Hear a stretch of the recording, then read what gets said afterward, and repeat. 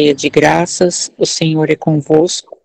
Bendita sois vós entre as mulheres, bendito é o fruto do vosso ventre, Jesus. Santa Maria, Mãe de Deus, rogai por nós, pecadores, agora e na hora de nossa morte. Amém. Boa noite, Sebastiana. Cristiano, você pode começar.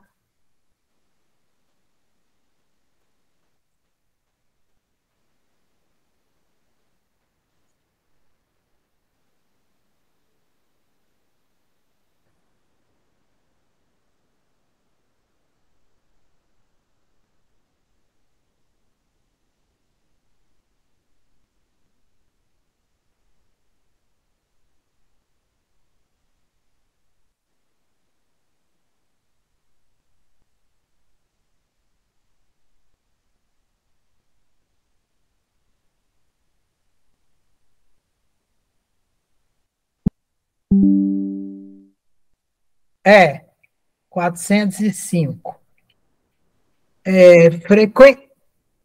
Não, muitas vezes vemos em sonho coisas que parecem pressentimento e que não se cumprem. A que se deve atribuir isso? Podem cumprir-se apenas para o espírito, ou seja, o espírito viu aquilo que desejava e foi buscá-lo. Convém não esquecer que durante o sono a alma está mais ou menos sob a influência da matéria e que, por conseguinte, nunca se liberta completamente das ideias terrenas. O resultado disso é que as preocupações da vigília podem dar ao que se vê a aparência do que se deseja ou do que se teme. E é isso que se pode chamar realmente de efeito da imaginação. Quando uma ideia nos preocupa fortemente, a ela ligamos tudo que vemos. Então, é aquilo. Se a gente dorme que brigou, está preocupado, comeu demais, então, muitas das vezes, o que a gente vê no sonho está relacionado com o que se passou conosco naquele dia, né? Quando vemos um sonho, em sonho, pessoas vivas que conhecemos perfeitamente, praticarem atos de que absolutamente não cogitam, não é o puro efeito da imaginação? De que absolutamente não cogita? O que sabeis a tal respeito? Os espíritos dessas pessoas vêm visitar o teu, como o teu pode visitar o deles, e nem sempre sabe aquilo em que eles pensam. Além disso, muitas vezes atribuís de acordo com o que deseja a pessoas que conheceis e o que passou se passa em outras existências. Então, é aquilo. Você sonha com uma amiga, com uma pessoa que você conhece muito bem, e ali, daquele sonho, você não pode interpretar quem é a pessoa realmente. Por quê? Porque nós não sabemos como é a pessoa por dentro, como ela pensa, como ela age. E mesmo a gente tem hora que, mesmo acordado, intempestivamente, nós fazemos coisas que depois a gente fala, nossa, eu fiz isso, então nem sonho a gente pode fazer análise com relação àquela pessoa. É necessário o sono completo para a emancipação do espírito? Não. O espírito recobra sua liberdade quando os sentidos se entorpecem. É quando você dá aquela cochilada, que é amadorra, assim, e ali seu espírito já está saindo. Para se emancipar, ele aproveita de todos os instantes de repouso que o corpo lhe oferece. Desde que haja prostração das forças vitais, o espírito se desprende. Quanto mais fraco o corpo, mais livre torna o espírito. Entenderam? Então, quando a gente entra naquele tipo que você ainda não dormiu, está meio acordado e coisa e tal, o espírito também já aproveita essa brecha também para sair. É assim que a sonolência ou um simples entorpecimento dos sentidos, muitas vezes, apresenta as mesmas imagens que vemos em sonho. Entendeu? Então, você dá aquela adormecida, o espírito sai e você vê as mesmas imagens dentro do sonho. Algumas vezes temos a impressão de ouvir em nós mesmos palavras pronunciadas distintamente e que não guardam nenhuma relação com o que nos preocupa. Qual a razão disso? Sim, e mesmo frases inteiras, sobretudo quando os sentidos começam a entorpecer-se. É algumas vezes o fraco eco de um espírito que deseja comunicar-se contigo. Eu ando tendo isso. Às vezes, eu acordo, eu estou conversando, dando a resposta, mostrando o que é, mas aí eu acordo e não vejo. Falo, gente, com quem que eu estou falando? O que é isso? Às vezes dou resposta que eu nunca pensei em falar. Então, isso acontece mesmo com a gente. Meirinha, frequentemente, num estado que ainda não é de sonolência, quando temos os olhos fechados, vemos imagens distintas, figuras das quais apanhamos os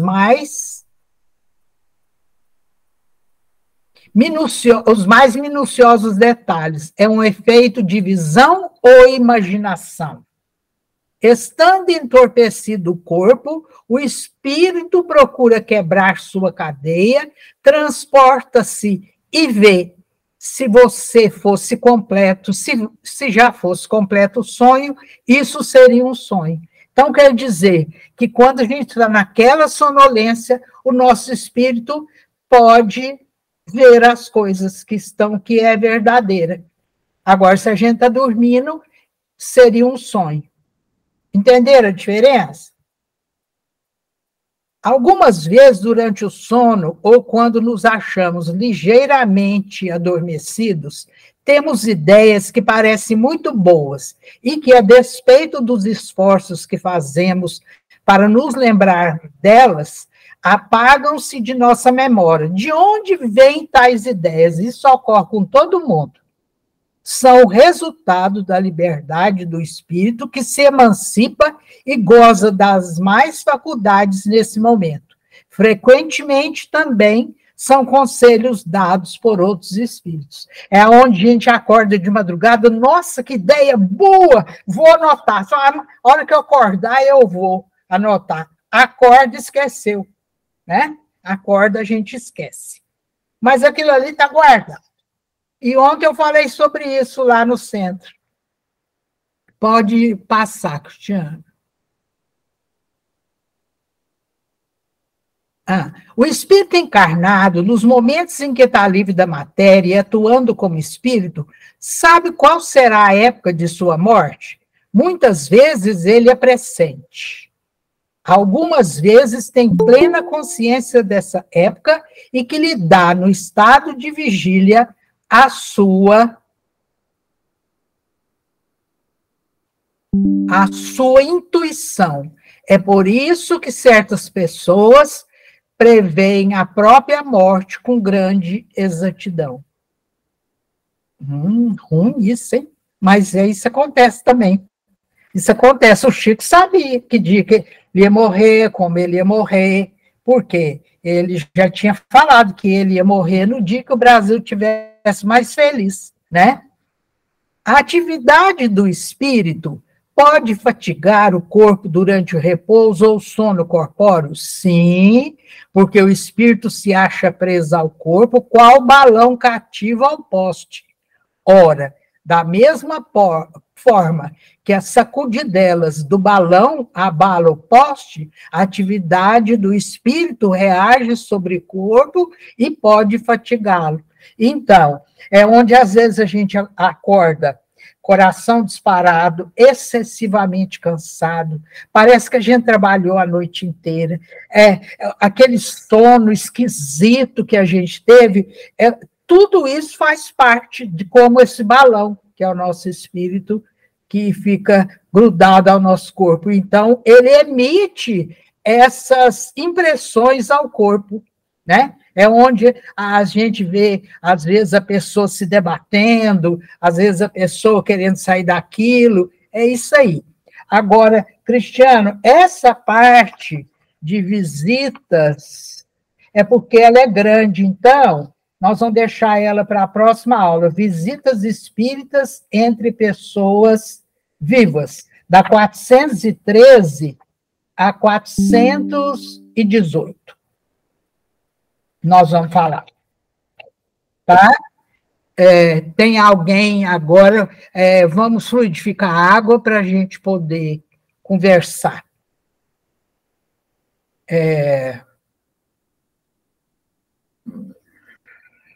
Soninha, fluidifica a água, minha filha.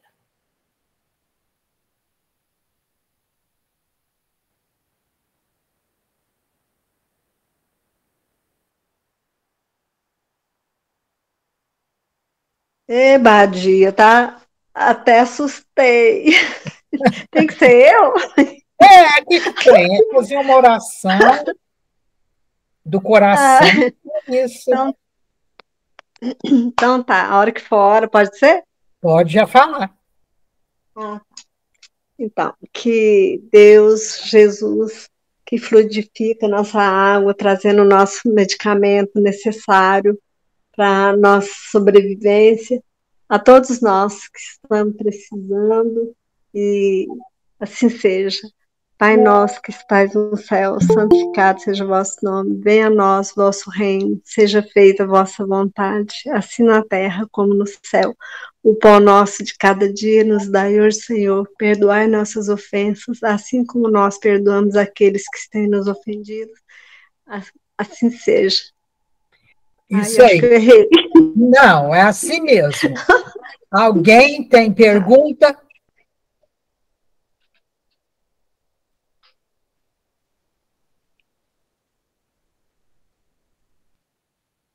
Batia, você podia explicar de novo essa última pergunta, fazer um favor?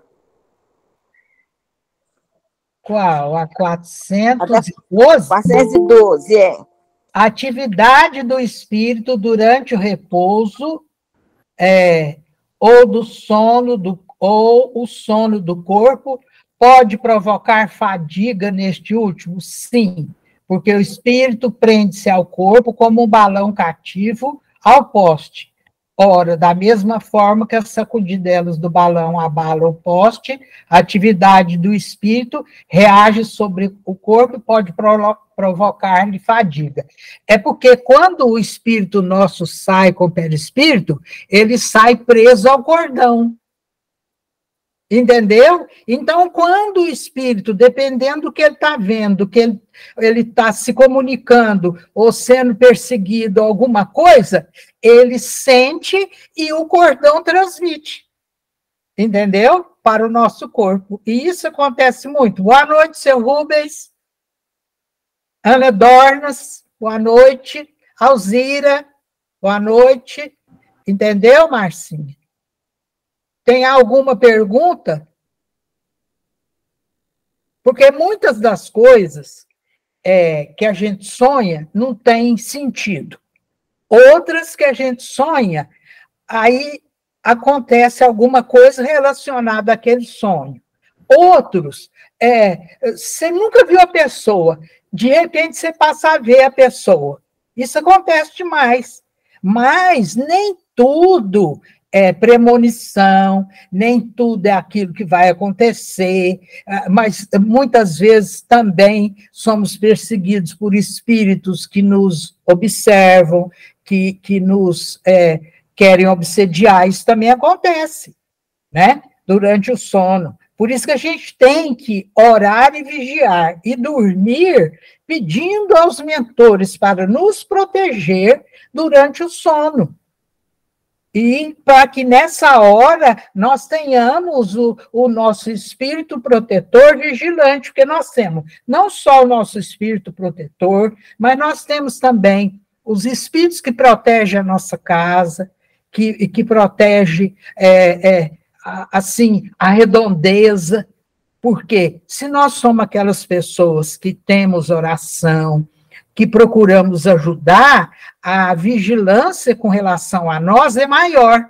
Aí, mas a gente reza? Não, é porque atraímos mais espíritos prontos para querer tirar a gente daquele caminho. Isso também existe, né? E querem nos sufocar. E hoje, eu lendo aqui, porque eu faço um culto curtinho, antes de começar o culto. E hoje eu abri no capítulo 24, carregar sua cruz. Quem quiser salvar sua vida, irá perdê-la. Eu vou explicar aqui o porquê que eu quero falar sobre isso, para falar o que eu vi hoje. Bem-aventurados sereis quando os homens vos odiarem, quando vos rejeitarem, injuriarem e proscreverem vosso nome como infame por causa do Filho do Homem. Alegrai-vos nesse dia e exultai, porque grande será a vossa recompensa no céu, pois assim seus pais tratavam os profetas. Né? Então, o que está falando aqui?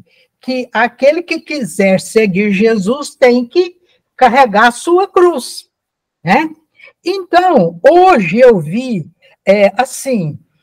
deve ser um filme católico, porque conta, se vocês não interessassem, só vocês falar. Conta a história de Santa Bárbara, aquela que a gente, quando cai raio, a gente, Santa Bárbara e São Jerônimo, a gente chama, né? Então, a Santa Bárbara, a Bárbara, ela era filha de um homem importante, só que eles não moravam em Roma, no tempo ainda que eles, 200 e tantos depois de Cristo. E eles já estavam perseguindo os cristãos. E aí, o pai dela era um alto dignatário e ele descobriu, ele era, venerava os deuses romanos e descobriu que a esposa dele era cristã. Então, ela foi mandada para um lugar onde eles não recebiam água e nem comida. Era lugar para morrer, a mãe dessa menina. E aí o pai nunca contou, ela chamava Bárbara, a menina. Aí o pai nunca contou para a menina o que ele fez com a mãe, o que ele fez com a mãe dela. E ela cresceu, ficou uma moça bonita, e ele colocou um professor para ela estudar. Então, estudava com esse professor alguns alunos e a escrava que ela achava que era amiga dela de verdade, e era amiga mesmo de verdade. E ali ele estudava os astros, estudava os planetas, sabiam configurar as coisas, era até interessante o estudo deles. E aí ele chega na cidade um prefeito romano. E esse prefeito romano era um homem mau, devasso, e que veio, quando viu a Bárbara, ele quis casar com ela.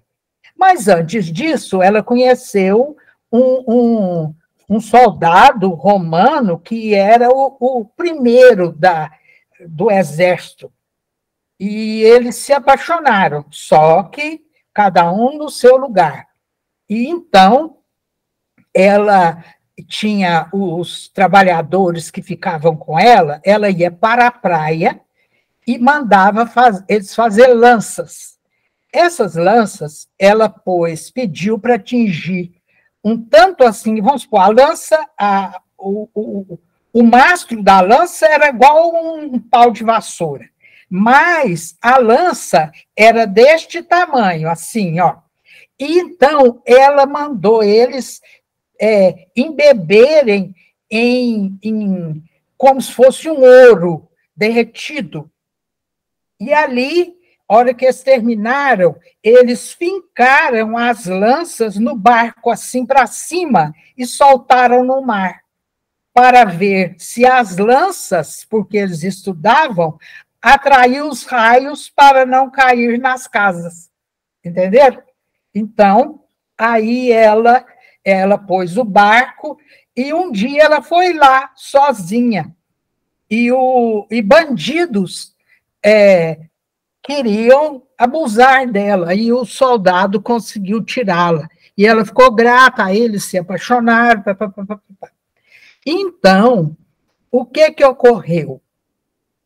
O prefeito chamou toda a cidadela para a praça, e todo mundo tinha que jogar incenso no fogo para poder falar que era adepto dos deuses pagãos, porque o rei, o imperador, era filho de Deus. E então a escrava dela, o namorado e mais um rapaz não aceitaram e falaram: não, nós não vamos julgar porque nós não acreditamos.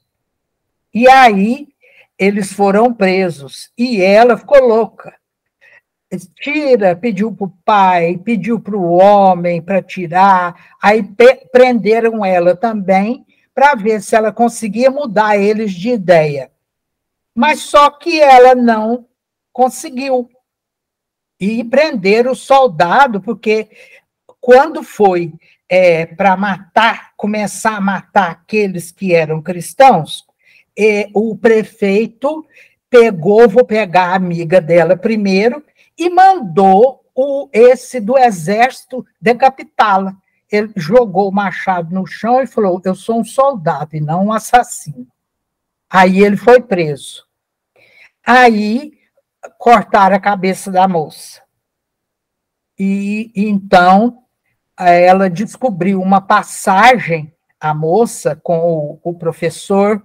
O professor foi retirado, quebraram as coisas tudo do professor, e aí foi a caça aos cristãos. Não acharam ninguém que era cristão na cidadela, só aqueles 3, e aí ela conseguiu fugir, mas o soldado ganhou uma espadada na barriga, ficou muito ruim. E eles, então, foram para um lugar onde os cristãos enterravam os cristãos. Mas ali tinha como se fosse uma aldeia de cristãos embaixo da terra. Embaixo da terra, mas assim, era como se tivesse com pedra, tudo direitinho. E ali ela passou a conviver com eles. E na convivência, ela foi vendo que eles eram diferentes da maneira que ela foi criada e da maneira que o povo romano vivia. E aí, o médico que estava socorrendo o rapaz falou: olha, ele não passa de hoje. Aí ela rezou e pediu para Jesus. Pediu para Jesus e Deus que curasse eles. E aí ele amanheceu sem a febre. A febre cedeu totalmente, que ele já estava com infecção brava. E ele aí foi curando devagar, e ela, então, aceitou ser cristã. Aceitou ser cristã. E o padre falou: aqui, essa chave, você vai abrir é porque ele tinha... não é o globo. Sabe quando faz aquele trem... Oh, meu Deus, eu não sei explicar. Vai girando assim, e o globo lá no meio, é como se os planetas ficassem girando e o globo. Ele falou: abre que você vai encontrar uma coisa que sua mãe deixou para você. Então, ela conseguiu entrar nesse lugar e abriu. Quando ela abriu, ela achou uma corrente com o peixe, que é o símbolo dos cristãos. E aí ela pôs o peixe no pescoço. Aí o pai, tentando protegê-la, mas aí ela descobriu que o pai é que tinha mandado matar a mãe. E ele ficou muito bravo porque ela se tornou cristã, e o prefeito descobriu. Ela apareceu e o prefeito descobriu que ela era cristã, porque ele puxou o colar e viu o peixe. Aí ele mandou prendê-la na praça, num pátio, com argolas assim, num tipo de um nicho, e aí dá chicotada. Deram porção de chicotada nela, e ela falou que era cristã. E aí o que ocorreu? O prefeito, com muita raiva, falou: então, eu não vou mandar te matar, mas a sua morte vai ser pior de todas. Eu vou te entregar aos soldados que estão sedentos de mulher. Eles vão acabar com você. Aí o pai chegou, tirou ela da onde ela estava presa e desamarrou e a abraçou, mesmo ela toda machucada nas costas. E quando ele a abraçou, ele enfiou 2 facadas nela. Ele matou a própria filha para que ela não fosse usada pelos soldados. E então, aí, eu fiquei assim, falei, gente, e ela é a protetora dos marinheiros, protetora das chuvas, das tempestades, e ela tem mais uma proteção que eu esqueci qual que é. Então, são histórias assim que faz a gente repensar. Eu prefiro ser injustiçada, prefiro que os outros me xinguem pela a minha crença, ou vou me sujeitar ao que os outros querem que eu seja. E é isso que aqui está falando, carrega a sua cruz. Quem quiser salvar sua vida, irá perdê-la.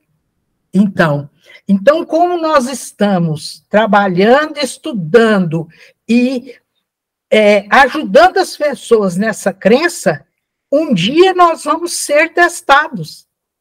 Nós não vamos morrer numa cruz, mas nós vamos ser testados, injuriados, vamos ser xingados.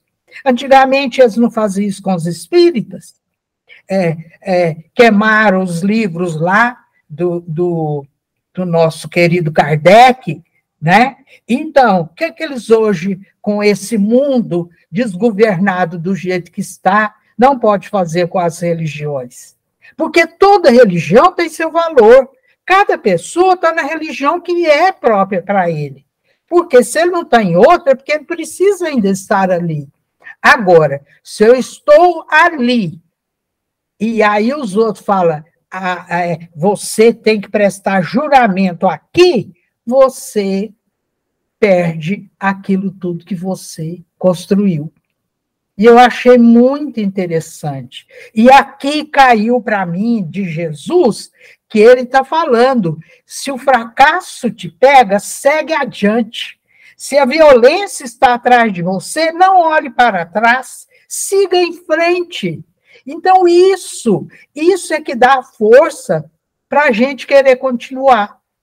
A gente querer trabalhar e ajudar, porque o povo está sofrendo demais. A gente tem visto lá no centro as dores das pessoas, os sofrimentos, né? Acho que falei muito. Tem alguma conversa, alguém? Não estou escutando, seu Rubens. Sebastiana, me lembra segunda-feira, terça-feira, de falar um trem para você. Não é ruim, não, viu? Você também não vai morrer, não. Então, eu quero dar boa noite, apesar do atraso. E eu estava aqui pedindo autorização para entrar desde 15 para as 8. É porque o Cristiano hoje, tadinho, teve muita coisa para ele fazer. Imagino, mas eu não desisti, não. Eu fui para o quarto, televisão, voltei. A Claudete está caminhando. Quando ela chegar, ela vem para cá. E quero dizer a vocês que eu não estou lá 100%, mas já estou quase 100%. A voz do senhor está ruim. Pois é. Quarta-feira passada, eu ainda participei aqui, acho que não tivemos, né, quarta, não? Não. Não tivemos. Eu comecei a ter a garganta irritada. E no outro dia, os sintomas era H1N1. É a gripe, pegou. A influenza. Eu achei que eu pudesse me cuidar em casa, mas não teve jeito. A Claudete mandou eu ir para o UPA, que é a unidade de pronto atendimento.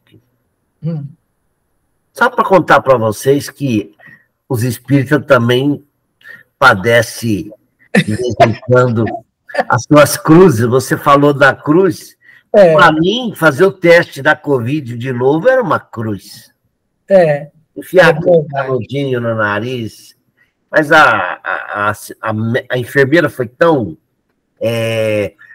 vamos dizer, o jeito dela, né? A tática dela foi tão boa que ela não falou, fica quietinho, já nem falou, já pronto, agora o outro, vamos. Meu tempo nem deu correr. Mas eu quero dizer a vocês que essa gripe me colocou de cama, né? Eu vi quanto que eu sou fraco na dor, né? Porque a Claudete queixa das dores dela, fala, ela tá um pouco exagerando, essa mulher é manhosa. Agora eu falei, me desculpe, meu bem, porque eu senti na pele o que é o corpo dolorido.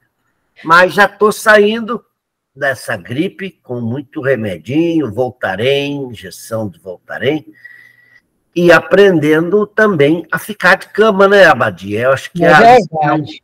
Para todos nós. Eu que estava naquele pique de preparar textos, palestra, tenho 3 compromissos já marcados em Indaiatuba, dia 30. E quando o senhor vai? Em Indaiatuba, dia 30 de abril. Já. Sei. Aniversário da casa lá em Indaiatuba. Depois temos compromisso no litoral, em 2 cidades. Entendi. E quer dizer, a gente começa. Eu, por exemplo, quero fazer uma coisa boa, quero me preparar bem, quero levar uma boa mensagem. E o momento de cama me fez refletir que a saúde é um patrimônio tão importante. É verdade. Nós respiramos sem nos dar conta de que estamos respirando. Né? Não é uma beleza isso? Nossa, isso é uma Bebemos água e podemos sentir o sabor da água. Ultimamente eu não estava sentindo o sabor de nada. Entendi. Mas só para dizer que eu estou quase bom. E não, o senhor está bom. Já está curado. Já está curado. Mas que eu achei que eu fosse desencarnar. Falei, vou desencarnar. Não, o senhor não pode, não. O senhor ainda tem um segundo favor para mim. Ah, é? Eu falei, o senhor fez o primeiro e eu tenho o segundo. Mas não vou falar, não, agora não, o senhor está doentinho. Tá bom, Abadia. Mas o senhor tem um segundo favor. Hã? É bom saber que temos deveres na Terra. Aí quando fala, não, você não pode ir agora. A hora que eu falar para o senhor esse favor que o senhor vai ter que fazer para mim, vamos lá. O que o senhor vai falar? O senhor vai me xingar ou me bater? Não, estamos aqui para servir. Se eu pudesse, se tiver a meu alcance, farei com muito gosto, claro. Gente, tem alguém que tem alguma pergunta, alguma fala? Aí vocês veem, né? Que no tempo de Jesus havia perseguição física. Hoje a perseguição é moral, né? É moral, intelectual, emocional, é tudo isso. E espiritual, porque hoje os espíritos que estão desencarnando, muitos deles já são mais, como se diz assim, com inteligência já voltadas para fazer as coisas ou para o mal ou para o bem. Então, hoje, já há uma manipulação de mentes muito maior do que nós tínhamos. E no sonho é o melhor lugar para eles nos agarrar, se a gente não está preparado. Né? E sabe, Abadia, nesse tema que você toca, eu lembrei de Eurípides aí, em Sacramento. Ele tinha uma farmácia, e os espíritas, os habitantes da cidade, que era praticamente católica, ainda deve ser, começaram a boicotar o comércio dele. Então, não compravam mais na farmácia do seu Eurípides, porque era espírita. Então, eu me lembro agora da história de Pedro Camargo, aqui de Piracicaba, ele é chamado Vinícius. Nos anos 40, ele tinha loja de material de construção e ferragens. Passaram a boicotar a loja, o comércio, porque ele isso que existe mesmo. Convertido ao espiritismo. E todos isso aqueles que trabalhassem pela causa começaram a ver as oportunidades de trabalho criadas. Eu acho que agora os testemunhos já não estão nesse nível, mas também... Não, agora é nível intelectual e emocional e moral, né? E uma prima do meu pai, quando ela era católica, apostólica, romana, de bater no peito, de rezar o dia inteiro. E ela descobriu que meu pai era espírita. E ela empurrou os livros do meu pai com o rodo. Porque ela achava que o livro tinha, como se diz, demônio, incitava as coisas erradas, né? Você lembra, da Maria Doceira? Bater com o rodo, né? Ela empurrava com o rodo, empurrou os livros do meu pai com o rodo. Então, a perseguição também aos espíritas foi muito acirrada. A gente vê pelo Kardec. Agora, hoje, o que ocorre? Como muita gente desvirtua a religião com seus propósitos, que muita gente pensa que a religião espírita é uma religião demoníaca, que incita as pessoas a fazer coisas que não servem, a matar bicho, a fazer isso, fazer aquilo. E quando as pessoas não conhecem, elas acreditam e segregam as pessoas. Eu sei porque quando eu entrei num serviço, a maioria das pessoas eram católicas, e me olhavam com olhar de essa mulher é louca, ela é maga, ela é bruxa, ela é isso, é aquilo, né? Porque eu chegava e falava, você vai ter 2 filhos, um homem e uma mulher. Aí os outros, nossa, mas não pode falar isso? Ela não tem útero mais, que ela teve câncer. Tem os 2 filhos. Entendeu? Então, mas eu era assim. Eu sou assim, o que eu vejo eu tenho que falar, se eu tiver errado, errou, se tiver certo, acertou, porque a gente tem que ser verdadeiro, não é? A gente tem que ser verdadeiro. Os outros me perguntar, o que você é? Sou espírita. Espírita ainda no abecedário. Mas ontem eu falei que nós somos no jardim da infância, no prézinho. Ontem eu falei lá na palestra aqui. Palestra não, eu converso com o povo igual eu converso com vocês aqui, de maneira simples, sem querer aparecer, nada disso. E o importante é a gente sentir Jesus. É fácil quando a gente está sofrendo? Não. É fácil quando a gente está com uma doença? Não. É fácil quando a vida está apertada? Não. Mas se a gente der tempo a Jesus, entender o que ele quer de nós vamos ganhar um tempinho, nós vamos melhorar mais, nós vamos persistir, né? Hoje, olha, para vocês verem como a gente é o que eu ia falar para você, Sebastião. Como a gente é influenciável se você não tem pensamento. Eu, sentada aqui, esperando abrir o trabalho, veio um pensamento assim, acho que eu vou parar com a live. Esse pensamento veio na minha cabeça. Aí, de repente, eu lembrei do João Guilherme, o neto da Sebastiana. O João Guilherme, neto dela, não dorme sem ouvir as nossas lives. E aí eu falei, não, pelo João, vamos continuar. Pelo João. Ele é muito querido. É nosso filho, nosso irmão, nosso neto, mas é filho. É neto da Sebastiana, mas é filho da Sebastiana.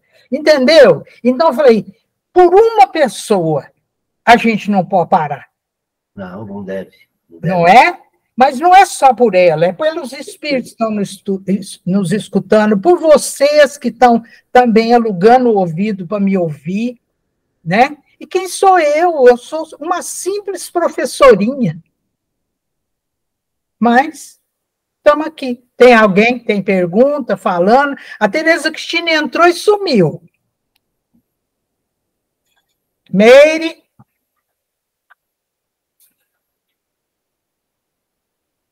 Não estou escutando. Ah, não dá. Tá. Meirinha, você está sem microfone. Sem o.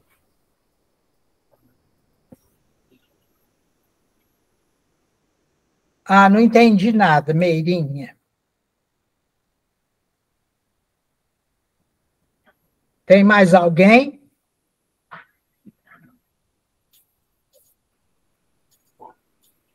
Porque hoje foi mais curto, porque nós terminamos o capítulo que não tínhamos terminado, né? Então, hoje foi mais curto.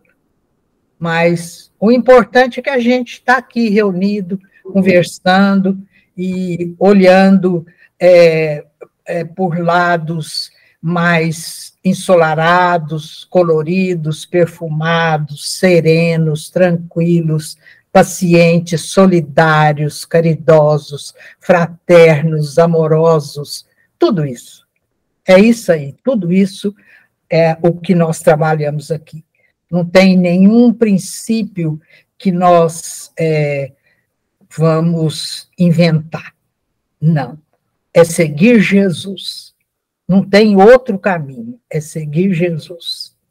E cada um saber o que faz, onde pisa, onde vai, o que fala, o que pensa, o que responde, para poder sentir que está sendo verdadeiro.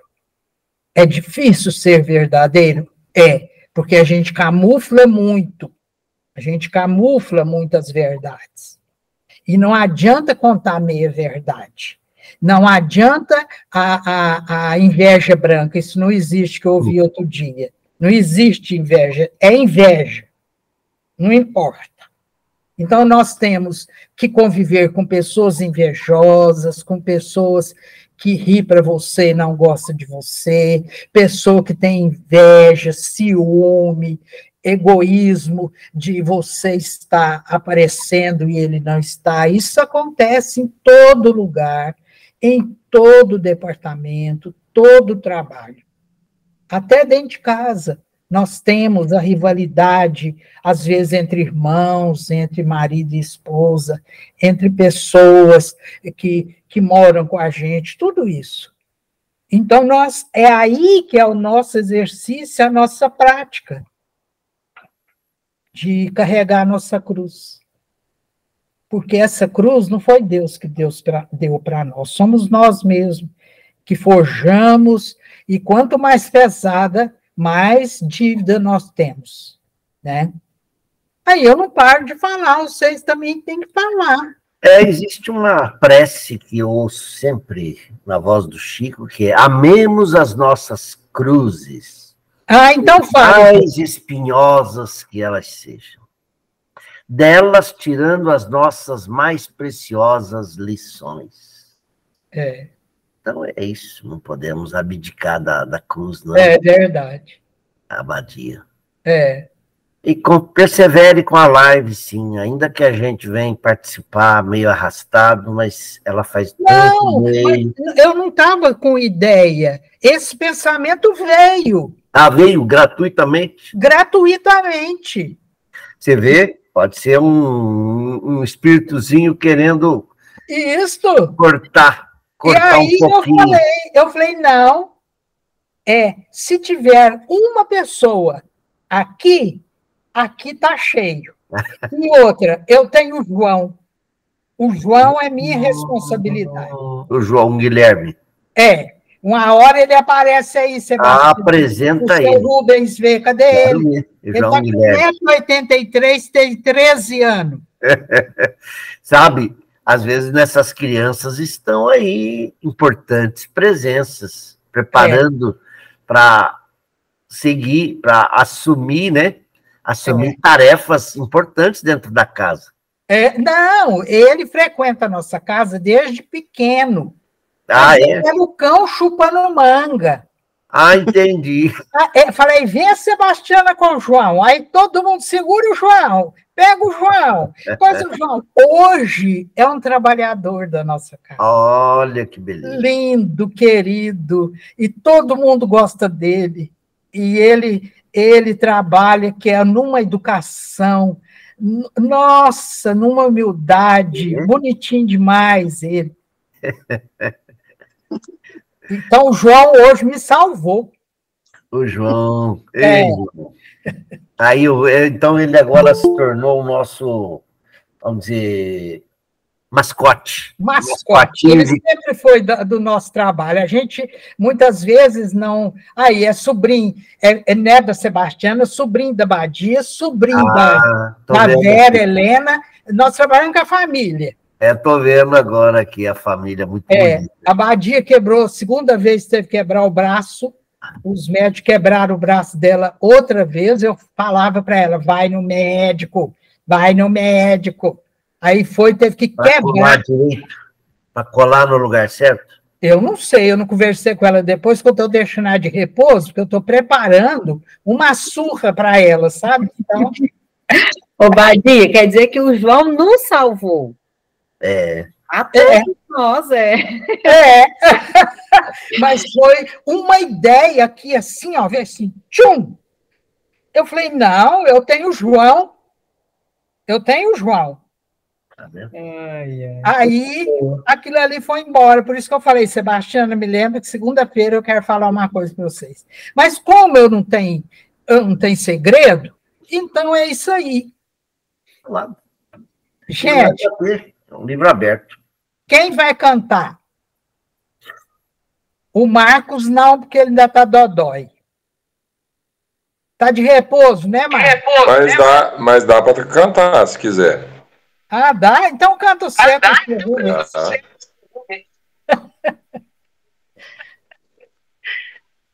Vou cantar, então. É o remédio dele.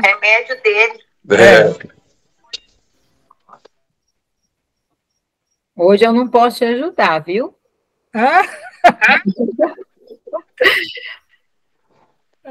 Hoje eu não vou ajudar.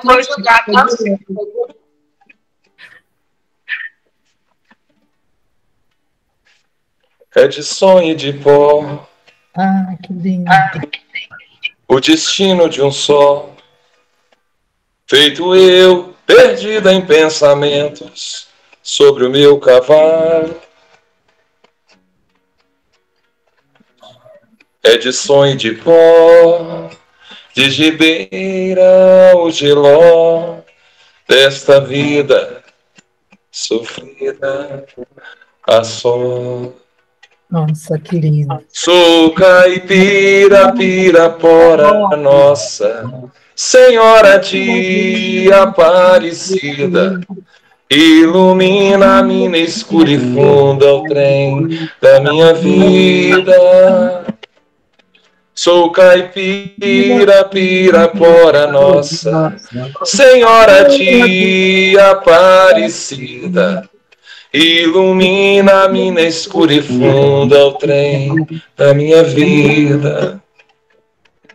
O meu pai foi peão, minha mãe solidão, meus irmãos perderam-se na vida à custa de aventura. Descasei, joguei, investi, desisti. Se a sorte eu não sei, nunca vi. Sou caipira, pirapora nossa, Senhora de Aparecida, ilumina a mina escura e funda o trem da minha vida. Sou caipira, pirapora nossa, Senhora de Aparecida, ilumina a mina escura e funda o trem da minha vida. Me disseram, porém, que eu viesse aqui para pedir de romaria, prece e paz nos desaventos. Como eu não sei rezar, só queria mostrar meu olhar, meu olhar, meu olhar. Sou caipira, pirapora nossa, Senhora de Aparecida, ilumina a mina escura e funda o trem da minha vida. Sou caipira, pirapora nossa, Senhora de Aparecida, ilumina a mina escura e funda o trem da minha vida. Ô, Marcos, muito obrigado, viu? Você cantou lindamente. E tem certeza. E Maria de Nazaré te iluminou. Que bênção. Obrigado, amém. Boa noite a todos. Boa noite. Não sei. Nós estamos escutando? Boa noite. Estou. Tia, eu não sei o que eu fiz, e não tinha microfone, não tinha nada. Aí eu tive que sair e voltar. Aí entrei, para ouvir a voz do Marcos. Parabéns. Então tá bom. É o seguinte, quando a gente tem algum pensamento negativo, eu logo falo assim, nada intimida uma filha de Deus. Nada intimida. Nada me intimida. Mas não me intimidou. Então, você pensou logo, porque você é filho de Deus. Ele está aí com você. Jesus está aí. Está sempre protegendo. É isso aí. O João hoje nos salvou. Então, graças a Deus, Batista. Não, mas eu não estava pensando nisso. A ideia... Mas ficamos em querendo te desvirtuar. Isso, mas toda vez que eu vou segunda, terça-feira no centro, eu já entro dentro do carro sentindo tonteira, estômago ruim, vontade de chorar muito e coisa e tal. Chego lá, a gente trabalha, sai limpo. Então, às vezes vai chover, então não vou. Vai chover, então não vou. Vai. Meio, pode largar disso. Vamos embora. Vamos trabalhar. Temos que trabalhar. Obrigado, gente, por tudo. Obrigado por vocês. Obrigado também. Boa noite. Boa noite. Sebastião,